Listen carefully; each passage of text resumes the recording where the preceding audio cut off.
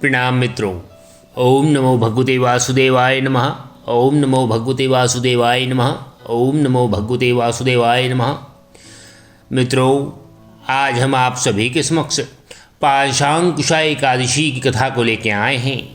पाशांकुशा एकादशी की कथा क्या है, इसका व्रत कब और किसने किया और इसकी कथा को सर्वप्रथम किसने किससे कहा, इन समस्त बातों की व्याख्या आज की इस कथा में हम करेंगे। परंतु इस कथा को सुनने से पूर्व हम सभी को इस कथा का महत्व ज्ञान होना चाहिए। हम आपको बताते हैं कि भगवान श्रीमन नारायण ने स्वयं अपने श्रीमुख से एकादशी के लिए कहा है कि संसार की समस्त तिथियों में एकादशी की तिथि उन्हें अत्यंत प्रिय है।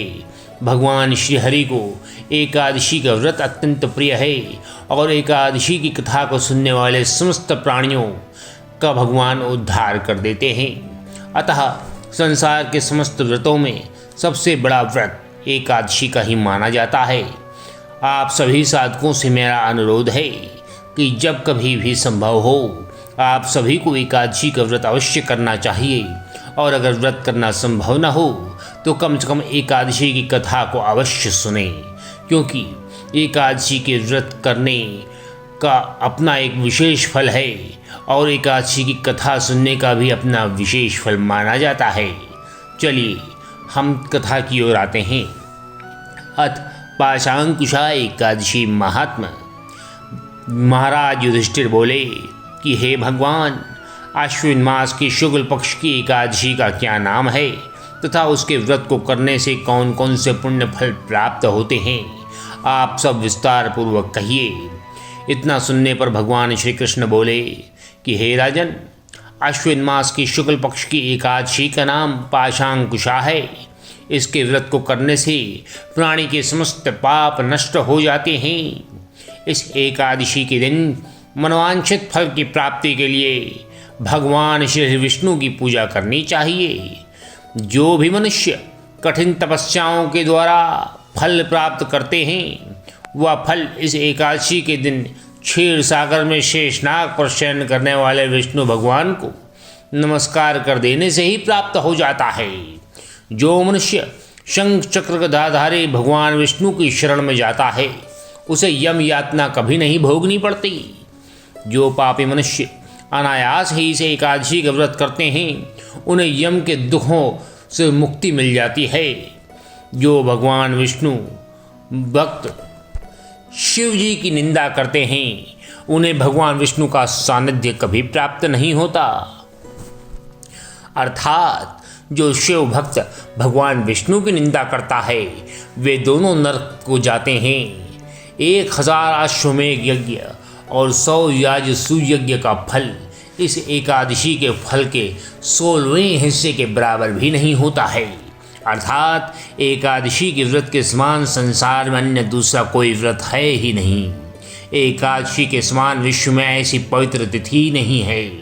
इस एकादशी के व्रत से मनुष्य को स्वस्थ शरीर और सुंदर स्त्री तथा धन धान्य मिलता है तथा अंत में उसे स्वर्ग की प्राप्ति हो जाती है।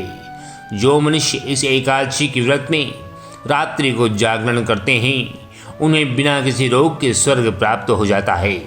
जो मनुष्य इस एकादशी का व्रत करते हैं, उनके मातृपक्ष के 10 पुरुष और पितृपक्ष के 10 पुरुष और स्त्री पक्ष के 10 पुरुष विष्णु का वेश धारण करके तथा सुंदर आभूषणों से युक्त होकर गरुड़ पर सवार होकर विष्णु लोक को जाते हैं। जो मनुष्य एकादशी के दिन भूमि, गौ, अन्न, जल, उपानह, वस्त्र, छत्र आदि का दान करते हैं, उन्हें यमराज के दर्शन नहीं मिलते हैं।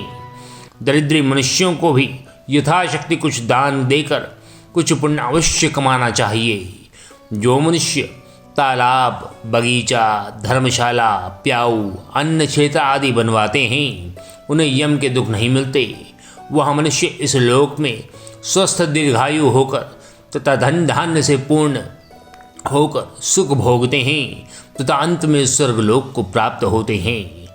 हे राजन, इन सब का सारांश यह है कि जो मनुष्य धर्म करते हैं उन्हें सुख मिलता है और जो अधर्मी हैं उन्हें दुर्गति भोगनी पड़ती है।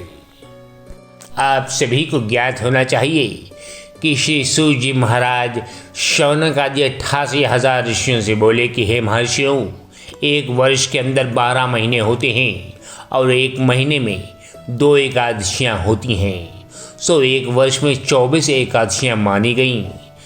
परंतु जिस वर्ष लौंद अर्थात अधिक मास पड़ता है उस वर्ष 2 एकादशियाँ बढ़ जाती हैं। इस तरह कुल 26 एकादशियाँ होती हैं।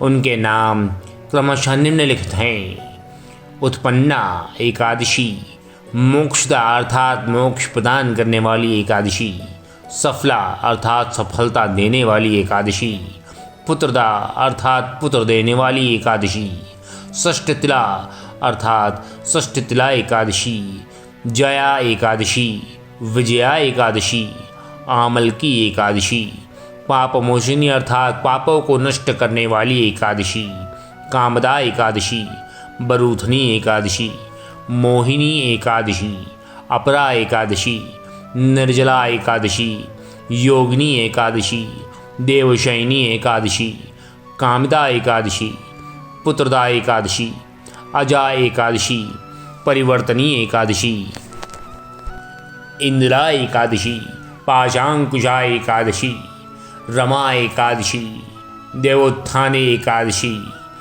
अर्थात लौंग अधिक की दोनों एकादशियों का नाम क्रमशः पद्मिनी और परमा है। ये सब एकादशियाँ यथा नाम तथा गुण वाली हैं। इन एकादशियों के नाम तथा गुण उनकी व्रत की कथा को सुनने से मालूम पड़ जाते हैं। आज पाशांकुशा एकादशी की कथा हमने आप सभी को सुनाई है।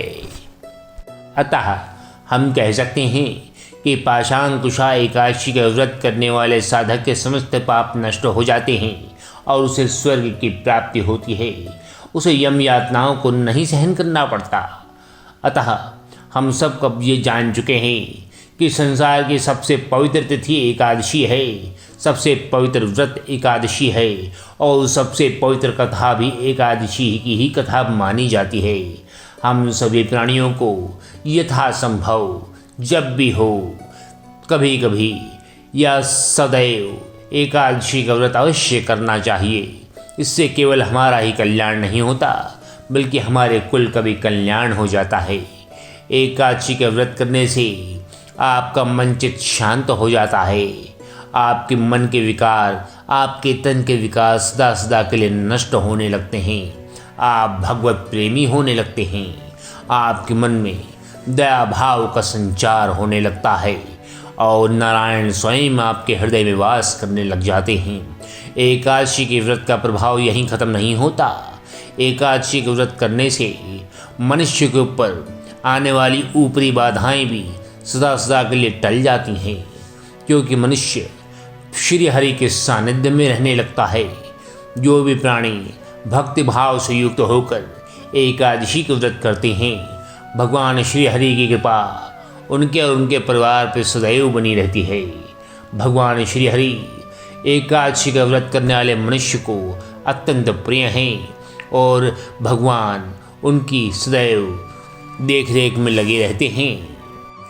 एकादशी के व्रत की महिमा का गान करना हम सभी के लिए असंभव है। वेद भी इसकी नेति नेति कहकर प्रशंसा करते हैं। एकादशी के व्रत का महात्म्य अपने आप में गूढ़ रहस्य को छुपाए हुए है, क्योंकि ये ऐसा व्रत है, ये ऐसी कथा है जो प्राणियों के समस्त पातकों का नाश करके उनका कुल समेत उद्धार कर देती है। अतः हम सभी को जब कभी भी हो एकादशी की कथा को अवश्य सुनना चाहिए। एकादशी की कथा को अपने कानों से श्रवण करने से हमारे हृदय के समस्त विकार नष्ट होकर हमें भगवत प्राप्ति प्राप्त होती है और हम भगवान के प्रिय हो जाते हैं। जब हम भगवान के प्रिय हो जाते हैं तो भगवान हम पे अनुकंपा करते हैं और उनकी अनुकंपा से हमारे समस्त मनोरथ सिद्ध हो जाते हैं। अतः आप सभी को पाशांकुशा एकादशी की व्रत कथा ध्यानपूर्वक सुनने से जो पुण्य फल प्राप्त हुआ है उस पुण्य फल से आप सभी का कल्याण हो, आपके कुलों का कल्याण हो और भगवान नारायण की कृपा आप सभी को प्राप्त हो। ओम नमो भगवते वासुदेवाय नमः। ओम नमो भगवते वासुदेवाय नमः। ओम नमो भगवते वासुदेवाय नमः।